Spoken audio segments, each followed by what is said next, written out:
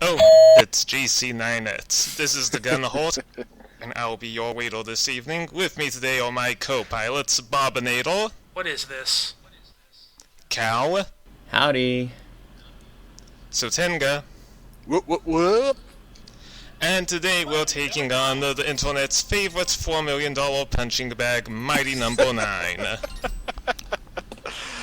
Yeah, it's pretty accurate. Go ahead and Well, choose more your the next punching bag target. part than I want to get ahead of myself. What does anyone want to say first? Well, You all as set, the player, then? I decided to just show off a few of my favorite levels, as well as the 2 additional characters. So that's what we'll be looking at today. I'm just gonna say now, I'm sure this has been said many times, but this is not a pretty game. It looks like a PSP game, I'd say. Well, this game it's running in Unity 4, right? They never changed to any of the newer engines. This is Unreal 3. Oh, right, that's right. It's the other one. They didn't upgrade to the new Unreal. Yeah. If you ask me, I think that the Unreal Engine as a whole is kind of overrated, but that's a hot take. And I wonder, well, So I have not played this before, I don't know much about it. Do you have a team of characters? No, you transform, it's like in Mega Man when you change weapons, only he physically transforms. Right now, I'm actually using the well, I was using the boss of this level's weapon, sword. And that actually had one of the more extreme visual transformations. Anyway, the basic idea is that every time you defeat enemies, you first bring down their health low enough that they get that weird glowy, distorted effect. Then you dash the green to bit. And you can't kill them just by shooting them, right? Oh, you can kill them if you keep shooting them, but it takes a while. It seems like this is a pretty score-focused kind of game, am I right? Yes, very. But I will admit, I'm not entirely a fan of how quickly the combo degrades. You see, you have to dash into the enemy almost the exact moment you destabilize them, as the term goes. Otherwise, you lose the combo. yeah, it does seem a little bit off kilter, especially when, as some people have noted, there are like some stretches of stages that just throw a lot of obstacles at you without destructible enemies. So that, you know, for most segments makes the catch of trying to hold a big combo kind of pointless. That reminds me of Metal Slug 4's terrible combo system. Oh yeah, the medals or whatever. Yeah, and that tended to disappear in about half a second, and you just lost it constantly. Whoops. Yeah, Force just a real sloppy mess all around. Do you have infinite lives in this, or...? You get its tries, and unfortunately, I just lost one though. Also, the reason you keep seeing me use brand, besides the fact that it's red and looks cool to me, is the fact that the sword slash doesn't actually use any of the game's equivalent of weapon energy.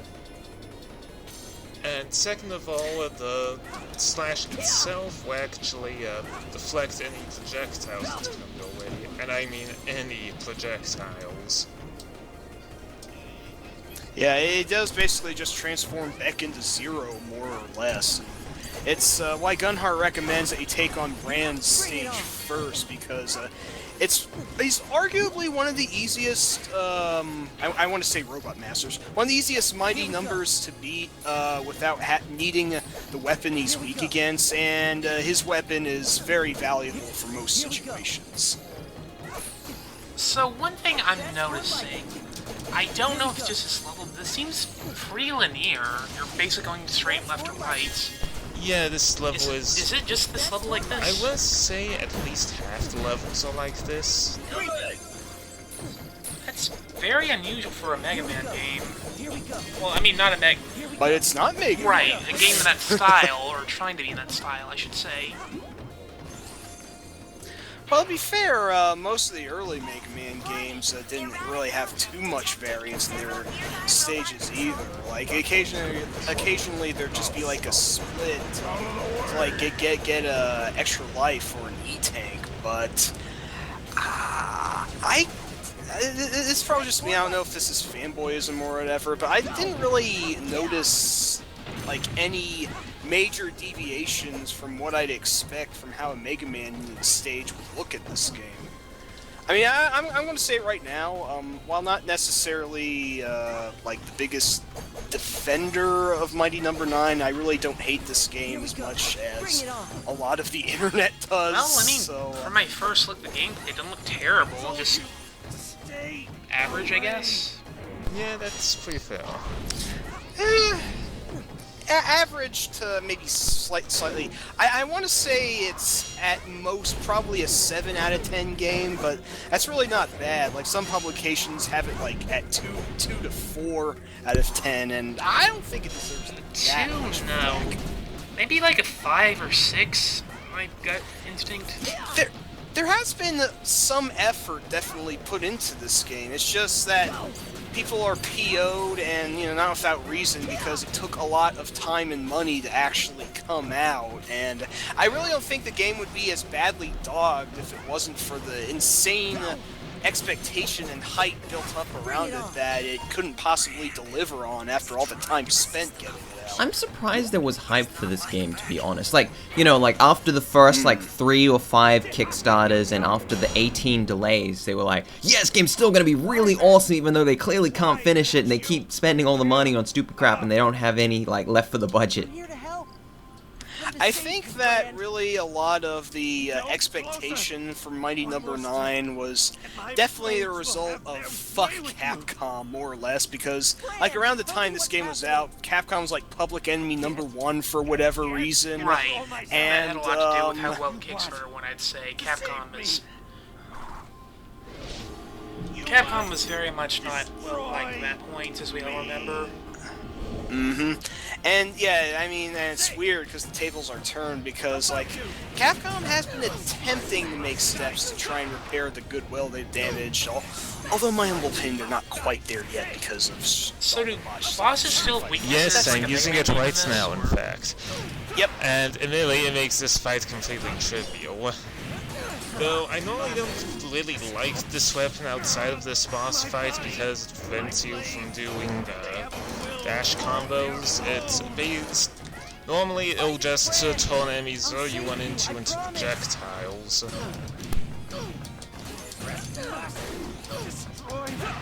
Yeah, it does seem like a bit of a strange weapon. Honestly, I don't think I actually ever use it because it was the last weapon that I got, because Seismic and the order you recommended is the last one I got to, and there really wasn't much reason to use this weapon at the end of it. Mission clear. But yeah, it's I think that the game does deserve some of the flack that has been levied against it, but the way some people of it speak, you think that murdered their family or something. Well, when you've got a game that is delayed and whatever, people being too harsh on this one on the basis that games go over budget all the time. Games go over time all the damn time. There is rarely a game that will be under in both of those, let alone, any sort of actual, on-the-mark thing. In fact, if you ever tried to, assemble a budget for a project or a pitch or anything, nobody ever will get the numbers right, and they will always err on the side of too little, because otherwise they won't get funding. And that's a problem with Kickstarter in general. Okay. That happens a lot. Speaking of so budgets, on its own merits, this level here was actually a stretch goal for the game, where you play as the support character, Cole. That's right. Correct. There can't always is play as her. Volding's a 2-player co-op training when challenge mode, where you one player controls back and the other controls Cole, but otherwise this is the only level you play as her.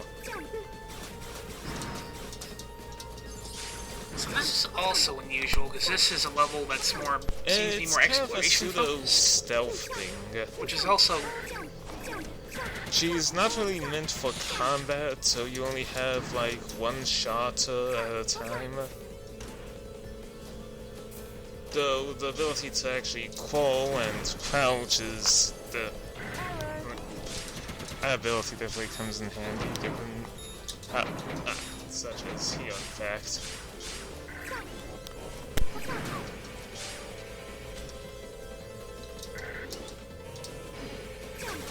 so the thing this game's like, yeah, any game that's been delayed this long and has so many expectations, there's not gonna be no complaining, like, the only other example I could think of that where a game was like this delayed was Duke Nukem Forever, and we kind of know how that went. This game is better than Duke Nukem Forever. I'll have to say that. Then again, Well, it's not exactly a high bar. That game went so much as bad as was like thoroughly average, kind of like this. Well, Average and offensive in style. was this game delayed That's that the long? Are we shooting this one a little Oh, bit no. too far? Duke Nukem Forever was delayed for what, like a decade or something, wasn't it? Yeah, exactly. Whoa. This one was. True, I just can't think of any other game that had been delayed that had so many expectations put onto it. Well, I know one Yeah, I that's think this coming one- out this year. The Lost Guardian. Oh, right! Hey, That's you're better right. comparison. We'll Well, we see don't what know. happens with And that, I yeah. hate this room because, as I always stated, Call Willy isn't meant for combat, so every enemy takes forever to actually kill.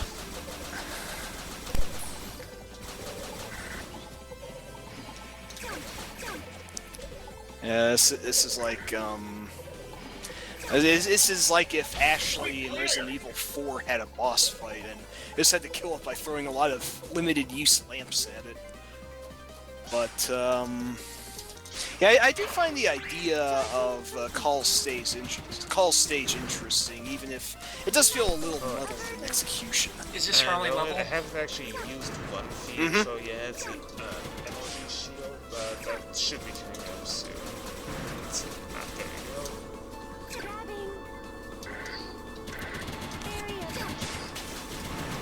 Let's see. I will say this though, and call this a hot take if you will, but Mighty Number 9 is technically a more complete game than Street Fighter V. So, you know, there's your FU to Capcom if you wanted one still, I don't know. Okay, spoilers, I actually have some trouble with this one. Nah, I remember kind of Did you actually kill that thing? Yes, but I think I figured... Oh, there it goes. Yeah, another ability of Call is that you can slowly hop. But, yeah, this last one is just... The hitbox on those ceiling spikes is just absurd. I take it spikes for instant kill. Good to know. Yep. Yeah, I should note that both Gunheart and I have beaten the game. I've actually beaten it with... Oh, wait, hang on, I don't want to get ahead of myself, but I will say that, you know, I paid $20 to support in Kickstarter. I think that was the... I think it was 20, my memory might escape me, but I think that was the absolute base tier for which you'd get a copy of the game, and honestly, I thought that I got exactly what I paid for, so... How much is this game right now?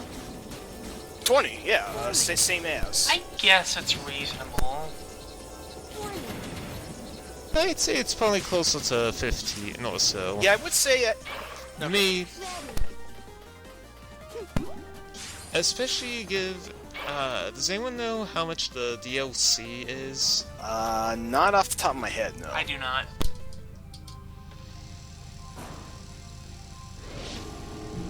And yes, she has a boss fight.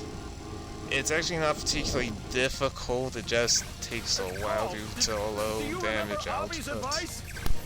And the long periods where you can't actually damage the boss. Yeah, it'd be a perfect timer scammer if this were a fighting game.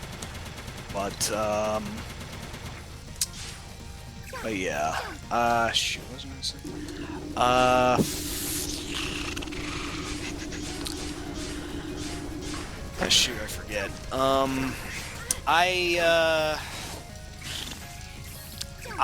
yeah, that's it. I'm just wondering, and you know, I don't want to keep like future casting for hypotheticals here, but stupid question. Does anyone think that Kickstarter as a whole might have been damaged as a result of just this game's hype, or I hope. is that a slippery slope? I hope not, because there's been enough good things on Kickstarter to say it's still worth using. I absolutely agree with you. I've heard there's actually been much less crowdfunding for video games this year than there was last year. Yeah, shoot. Well, I mean, Yeah. what if the people asking for crowdfunding have, you know, the everyone who needed crowdfunding up until this point has asked for it, and now you'd just be getting people who need fresh crowdfunding. That would also change the numbers. But, you know, maybe the number of scams has gone down. Who knows? Maybe it's gone up. Yeah, that's a fair point. I'm not sure. I mean, I certainly have no beef with Kickstarter, and I do hope that good projects, games or otherwise, continue to flourish on it.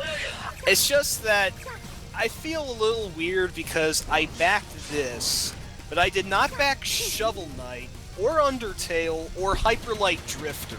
And all those games turned out magnificent, and I feel like a jerk because I didn't contribute to these.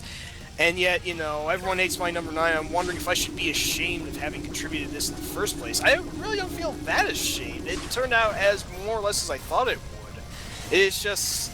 I don't know what I'm trying to say here. I just feel Well, people little sheepish, keep maybe. asking for new Mega Man games, and Capcom kind of refused to make more of them. And when you look at a game like this, you're like, all right, I can see why they didn't bother trying to make more. Well, Yeah, well... it's not like Mega Man 9 and 10 were that old at this point, are they? No, not really. I think... oh, wow. I think, like, maybe 10 is, like, 9 is, like, 6 or 7 years old by this point. But, you know, it's still kind of fresh. I just wish it had come to Steam at some point, but what can you do? Although I will say that there is actually a good contingent of Mega Man fan games out there, a few of which play remarkably close to the original. I'm actually, like, my personal favorite fan game is Mega Man Unlimited. So search for that, give it a check if you weren't satisfied with Mighty Number 9 and you're still hard up for some Mega Man action. Definitely check out Unlimited. It is pretty hard, but it's very solid and it's almost good enough to be official, I think. But I feel like I'm also speaking a bit too down on Mighty Number 9 itself, because, I don't know, I'm in a weird place for it. I think that it deserves some of the flack levied against it, mostly for the blown hype, but it's really not the worst game this year, by a stretch. I'd actually say it's pretty competent, all things considered. Well, as I said, this looks pretty average. It's not broken or anything. I'd say a much worse game, and, you know, talking about games I haven't played is bad form, but just like, how did Homefront, of all things, get a sequel?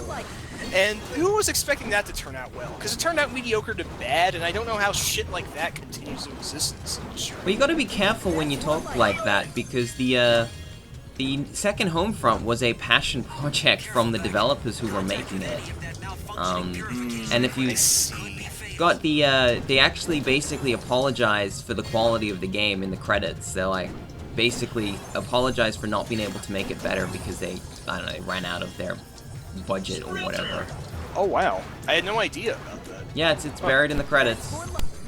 Okay, so I think I'm going to take a moment to explain a few additional mechanics here, but you might notice those little timed icons that's up here over Beck's head or something. Right. Okay, when you absorb souls and enemies, you'll actually get a little bonus from them. The red bonus is up to your attack power, the yellow one your defense, and the green one that gets you makes you go faster. I can't remember right now if blue had any significance. I think that one simply powers up your health take. Well, that's game's version of eating. Yeah. The blue energy you absorb adds to your, I think it was called Excel Recover, which is more or less basically an E-tank. Although, oddly, it looks kind of more like a sub-tank from Mega Man X. I feel like this game would be better if it didn't make you dash through every enemy to kill them. It seems like that kind of kills the flow. It does, to be honest. Yeah. I'm not... I especially hate in the boss fights. Because every now and then you actually have to dash into the boss, otherwise they'll recover all the health you just knocked off. That actually reminds me of another unpopular mechanic from, others would say it's quite a good game, from Castlevania Dawn of Sorrow, where just to force the gimmick of the DS touchscreen, because this was, I think, close to the launch of the DS, you had to draw a magical seal onto the screen, like some sort of like pentagram or whatever. And then you had to do that after you killed the boss, but if you botched the seal, they'd regain a little bit of life, and you had to drain that, and then you couldn't win until you actually drew the seal right, which that was a bad idea in retrospect. This is a little less frustrating, but it has to happen several times throughout the match as well. Okay, another thing I didn't take time to explain here, you might have also noticed in the first level I showed off it. It's touching kinda like is the fact that if you've saved the mighty number whose weapon the current one is weak against, they'll actually show up in the level and form some background action. It's really actually useful, but still kind of cool. So it's kind of like Mega Man X, where some levels change differently depending on the order you beat them in? Yeah, exactly. And I'm wondering why no other Mega Man besides the first X did that. Because, that was a nice touch. It gave you more incentive to, like, see how certain levels turned out. Besides just getting the weapon that the bosses are weak against. So, yeah, I do definitely appreciate those little touches. Although, I guess, stupid question here, but, how much... Stupidest question ever, but how much like a Mega Man game does, like, Mighty Number 9 feel? Like, 70% classic, 30% X, or something like that? I think it's not unfair. One thing, though, I will admit that bugs me at times is the fact that there's no real momentum from dashing. I mean, you can't dash jump like you would in the Mega Man X or Zero game. But on the other hand, you have pretty much unlimited dashes. I'm going to admit, I actually do like that factor because it makes the game play fast, and for someone like me, that was kind of unfair. Yeah, definitely. I had a lot of trouble with this particular Same. segment, I remember now. Are you allowed to call something unfair in a Mega Man game? I thought that was the point. That's a good question. Well, for a score attack-based game, it definitely does feel off. Well, for as much as I do like Mega Man, there usually are a couple moments in most games that can be a little crusty to get past that even I still have trouble with, but as long as, like, the entire game, like, every level doesn't have a moment like that, I can tolerate it. It really seems like you basically need that gyro glider thing to actually get anywhere. You don't really, I'm just using it as a safety net. All that's left is for you to flush number 2. Hey, I admit I couldn't get past that part until I got the gyro form. That's no problem. Yeah, it's from, probably the most animated of the Mighty Numbers, Avi, or Aviator, who has a rather infamous... He'll be coming up later, actually. Yeah, that's right, but I found his weapon actually more useful as a utility. As an actual weapon, it's a little awkward. Or at least so I thought. But, I'm also not particularly fond of Pyro's weapon, as you might notice here. I mean, I usually use it in this fight only to stun Pyro, and then switch to something else. So, Pyro won't turn you to toast then? I'm sorry. That's from the the X-Men arcade game. Same source says nothing moves the blob. You know, they really could have saved some budget if they didn't do so much voice acting. Like, the voice acting was like nobody's favorite part of the Mega Man games ever. Well, this is a cut above Mega Man 8 and X4, but like, once again, it's like, you know, That was embarrassing. don't worry about it. I've heard that Cryo is one of the more annoying bosses. Mostly because the weapon you have to use against her is so... I mean, you have to charge it up to do further damage or to stun her. But its charge time doesn't fully sync with her attacks. So it's the top spin of the arsenal, so to speak. Is there a worse Mega Man weapon ever than the top spin? Gotta hit the top spin. What is the fine play bonus? I know you keep getting that. There's usually a special action you can perform in the boss fight. If you pull that off, you get a points bonus. I think it's usually, you usually get it if you manage to absorb them in a certain segment of their life without getting hit and doing it quickly. I think so, anyway. Come on. Step out of it. Now. But, like I said, there are fair points you can criticize, but I will say that this game is better than at least 2 classic Mega Man games, and definitely 3 of the Mega Man X games. Like, if anyone's played Mega Man 2 on the Game Boy, not to be confused with the NES version at all, but... To understand, I need to introduce this section. Now I'm playing the intro level has the DLC character Ray. He's basically the game's Zero. And, well, to be honest, this is the only level I can actually beat his thus far. Her gimmick is that her HP slowly lowers over time, but it's not so much that lowers as... You can't die from one go with hit from taking too long, but if you take any other damage while her HP is low, it'll remain damaged until you find a health power-up. You can't simply regenerate it by defeating an enemy like the Well, she actually seems better because her dash actually does something now. I guess the trade-off is it doesn't go as far, so it's not because we're platforming.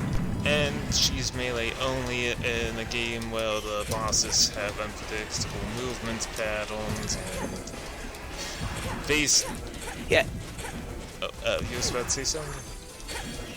Yeah, in theory, I do actually think Ray is funner to play as with Beck because she tends to tear through the levels easier. Like, she automatically absorbs enemies when she gets their life down to that point, so that, like, really punches up the flow right then and there. However, the bosses are infinitely more frustrating than her, and the game comes off as harder as if you were playing as Beck as a result, and I'm not sure exactly how to feel about that. I guess it's kind of like with Mega Man and Bass, although the game Mega Man and Bass, where stages are easier at Bass, bosses are generally easier at Mega Man, although, I don't know, the trade-off here seems even more drastic, almost to the point that Ray might as well be a challenge mode, more than anything. But, that being said, though, she also does get her own unique weapons when she beats bosses.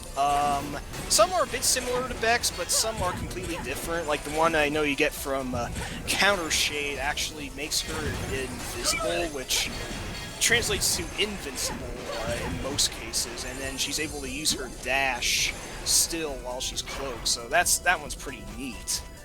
Also, Counter Shade, voiced by Steve Bloom, who's in everything ever, still, even to this year. I wonder how much of the budget that took. Most of the budget actually went into porting the game. Yeah, that's what I heard. They really shouldn't have tried to port it to so many systems at once. That was the killer. That On an engine that doesn't really port all that well to most systems. like you cannot use Unreal Engine 3 on a 3DS, right? It just does not work. Yeah, that's a good point. I would say this, and this is an opinion that I have seen elsewhere, but some people do feel that there is potential for there's a good game buried beneath all the poor design decisions that could potentially be rectified in a sequel. And I would like to see that. It's just that the problem is, I think Inafune just kind of blew his goodwill, and the chances of a sequel coming out now are almost nil, which I think's just kind of a shame, to be honest. Like, I don't know, what does anyone else think about it? On the one hand, that would be the realistic thought. On the other hand, Deep Silver strikes me as dumb enough to try again. Oh yeah, Deep Silver dumb enough to create a very mimetically infamous trailer that I don't know if we should go into that. Now the whole internet knows about it by now. We know about that, and the whole Sonic somehow having the guff to make fun of all this as well for whatever it's worth. Hey, you know that Sonic is just, it's ironic. It's pretty funny. Anyone who takes the Sonic if you're taking Sonic Twitter seriously, I don't even know where you're gonna go in life with that. That freaking blue hedgehog's talking shit on the internet. I can't handle this anymore. Yeah, it's all in good fun more than anything, I suppose. Maybe I don't know if that's the right way to look at it, but the reaction to this game has been interesting, to say the least. Not all of it unjustified. In fact, more than most, I'd say, is fairly on point. But I just also have to wonder how much of the vitriol is just the internet bandwagoning and just saying it's bad because they're told it's bad. I don't know.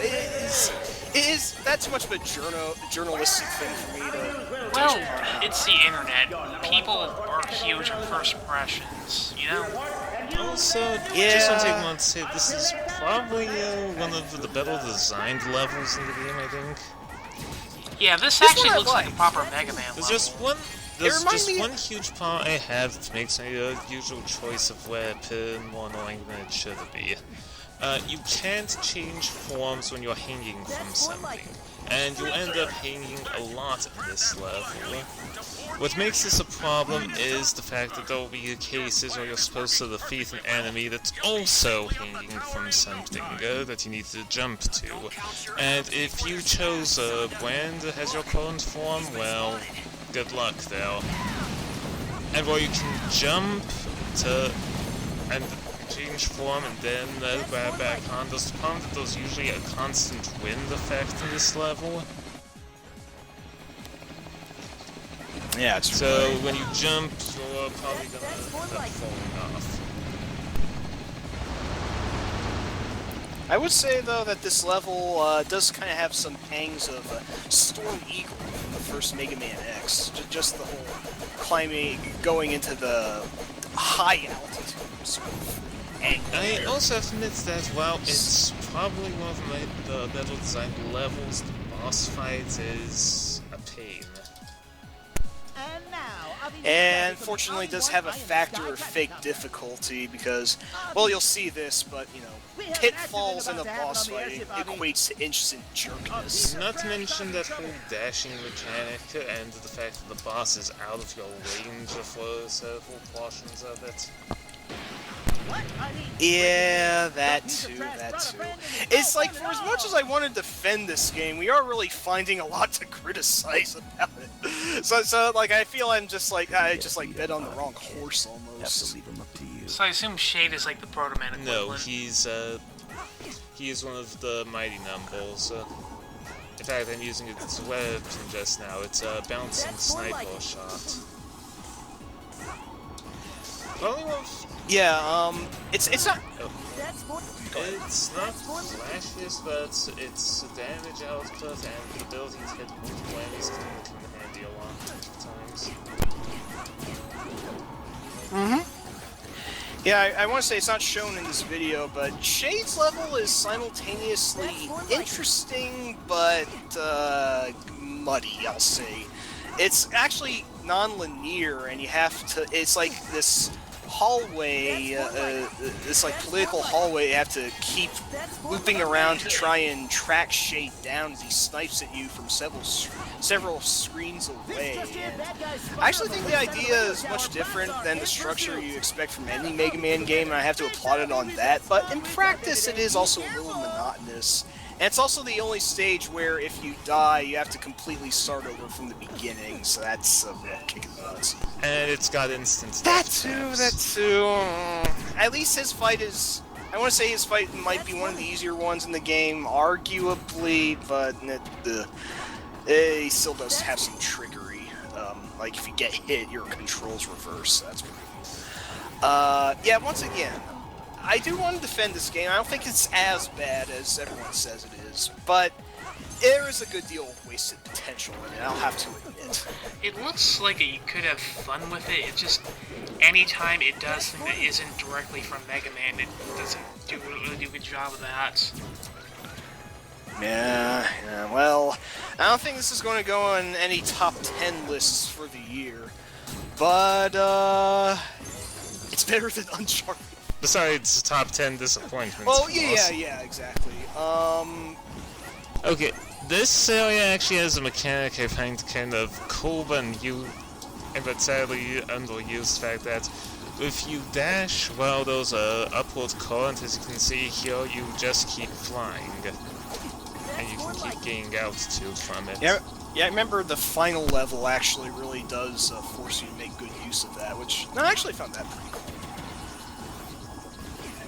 And the one part is the game never actually tells you about this.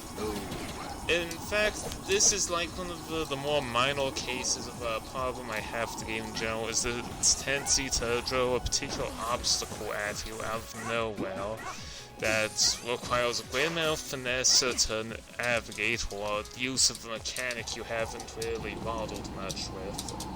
But again, you've had no time to train with it, it's just completely out. So it's like it keeps throwing the barrel from Sonic 3 at you.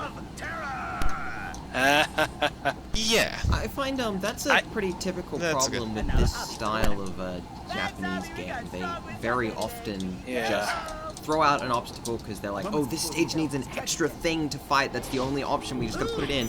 And yeah, it comes up once and it never comes up again. It's like, oh, well, alright, fine. You know, I almost want to say, and this is just me maybe being edgy, but I almost want to say you could say the same about the infamous instant death beams from Quickman's level in Mega Man 2.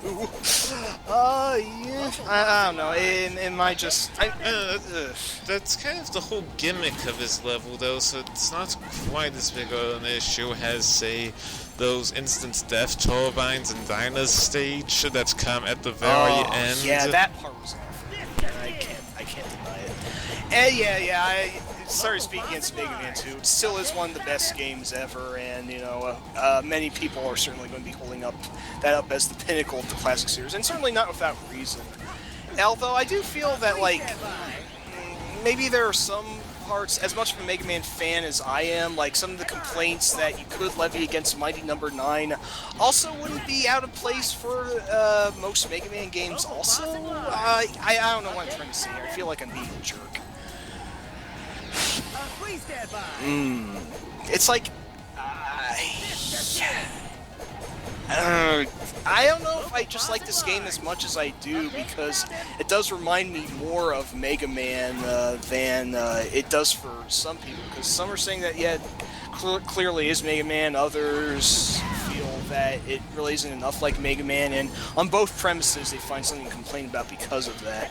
Well, I mean, I would assume that since this game is not, this game clearly has like a lot of like the X series and the later Mega Man influences in it. I'm certain if you were a classic, like NES sort of exclusive purist, I don't know, you wouldn't find that Mega Man is really that much. It kind of resembles the Mega Man X8 more than anything, and that was not a very popular game. Well, X8 was definitely better than the last three, and I want to say that Mighty Number 9, for all the criticisms I have against it, are definitely better than the horrible horrible games that were X6 and X7. And I'm even going to say better than X5, which I personally wasn't all that fond of. And also better than Mega Man 2 on the Game Boy, which is nothing like the NES Mega Man 2, was farmed out to another company, some shadow developer, and was very poor in general. So I guess, would you guys recommend Mighty Number 9? At what price point? Because we're running out of this, so let's let me know. I want to say if you could get it in a bundle with its DLC, $10. 10 sounds okay, but I wouldn't go above that. Not when you got so many alternatives like all the Mega Man fan games and Shovel Knight. Or Yeah, 20XX! exactly. Yeah, which has recently popped up. I still have yet to try it, but I've heard a lot of good about 20XX.